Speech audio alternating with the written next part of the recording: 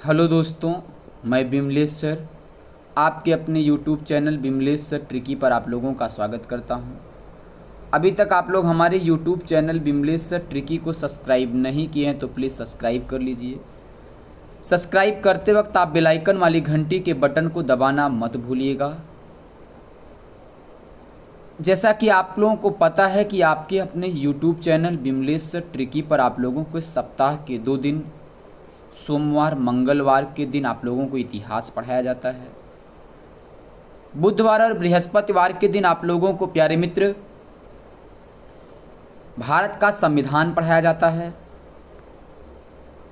और शुक्रवार और शनिवार के दिन आप लोगों को भूगोल पढ़ाया जाता है।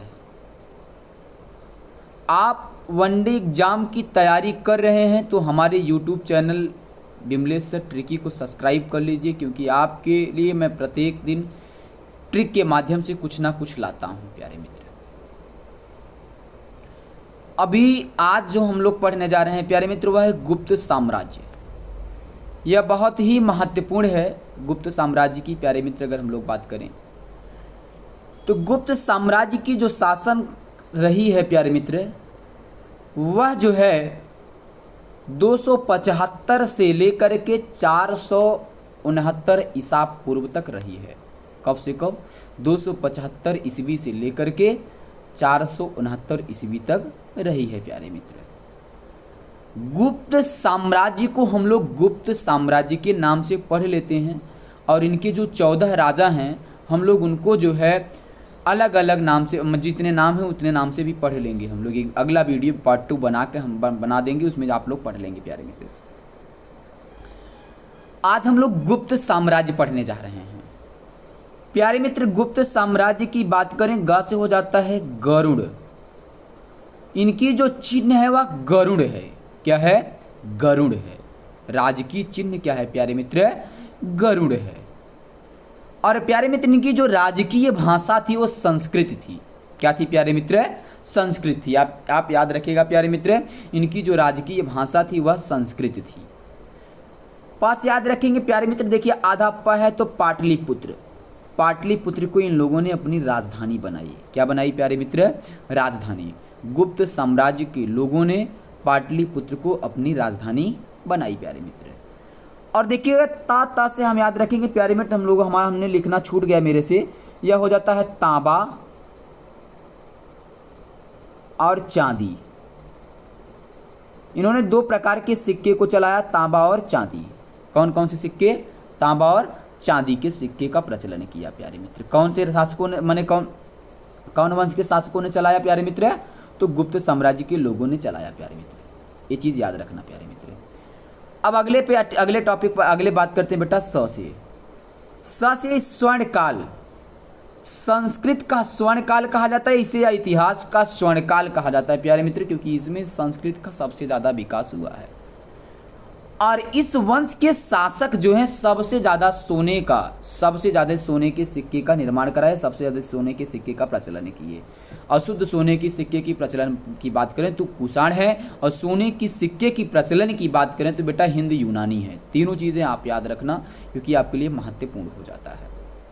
आइए हम लोग बात करते हैं आपका हो जाता है अजंता गुफा। क्या हो जाता है प्यारे मित्र? अजंता गुफा। जो अजंता गुफा है प्यारे मित्र, अजंता गुफा का निर्माण जो है वह गुप्त साम्राज्य के शासकों ने किया है। कौन किया है प्यारे मित्र? गुप्त साम्राज्य के शासकों ने। कौन किया है प्यारे मित्र? गुप्त साम्राज्य के शासक के लोगों ने किया है प्यारे मित्र। अगली आपकी जो हेडिंग, आप जो अगला अक्षर है आपका है, अगली अक्षर आपका म है। मंदसौर अभिलेख में रेशम बुनकरों द्वारा विशाल सूर्य मंदिर के निर्माण का साक्ष्य मिलता है। जो मंदसौर आपका अभिलेख है उसमें रेशम बुनकरों द्वारा विशाल सूर्य मंदिर के निर्माण का साक्ष्य मिलता है प्यारे मित्र। कई बार एग्जामों में पूछा गया है प्यारे मित्र, इसलिए आप याद रखेंगे। और जो इस वंश के लोग थे, ये लोग सिंचाई के लिए, देखिएगा रा से प्यारे मित्र राहट का प्रयोग करते थे सिंचाई के लिए। राहट सिंचाई के लिए मतलब खेती बाड़ी में जो प्रयोग किए जाते थे वो राहट के लिए करते थे प्यारे मित्र। खेती बाड़ी के जो भराई के लिए प्रयोग किया जाता है राहट। अब तो राहट नहीं दिखाई देता है प्यारे मित्र। जब आप अपने दादा वगैरह से, दादाजी से पूछेंगे, दादी से पूछेंगे तो लोग बता देंगे तो राहट कैसा होता था। अगली आपकी अक्षर है आ, प्यारे मित्र आर्यभट्ट। कौन? आर्यभट्ट। आर्यभट्ट एक गणितज्ञ थे। क्या थे? गणितज्ञ थे प्यारे मित्र, जिन्होंने आर्यभट्टियम नामक पुस्तक की रचना की थी। आर्यभट्टियम नामक पुस्तक की रचना की थी। उसके साथ साथ इन्होंने एक सूर्य सिद्धांत नामक पुस्तक की भी रचना की थी, जो सूर्य ग्रहण एवं चंद्र ग्रहण की क्या करती थी? व्याख्या करती थी, जिनसे सूर्य ग्रहण और चंद्र ग्रहण की जानकारी मिलती थी प्यारे मित्र। जस याद रखेंगे प्यारे मित्र जूनागढ़ अभिलेख। जूनागढ़ अभिलेख स्कंदगुप्त के और एरण अभिलेख बुद्धगुप्त से विष्णु स्तुति का साक्ष्य मिलता है। किसका? विष्णु स्तुति का साक्ष्य मिलता है प्यारे मित्र। अगर एरण अभिलेख की बात करें तो बहुत महत्वपूर्ण हो जाता है। एरण अभिलेख में सती प्रथा का भी उल्लेख मिलता है। कई बार एग्जामों में पूछा गया है किसमें सती प्रथा का उल्लेख मिलता है।